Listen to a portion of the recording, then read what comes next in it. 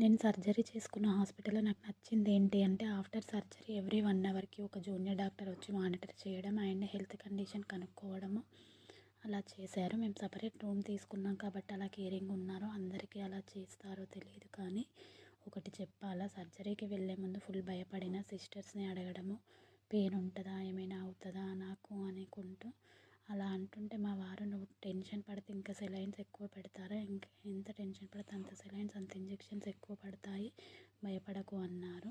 ఈవెన్‌తో భయపడుతూనే ఆపరేషన్ థియేటర్‌లోకి అయితే వెళ్ళాను. నేను చచ్చినా పర్లేదు, మా ఆయనకు మాత్రం బేబీని ఇవ్వాలి. సర్జరీ చేయించుకోక తప్పదు అని ధైర్యం తెచ్చుకొని భయపడుతూనే వెళ్ళాను.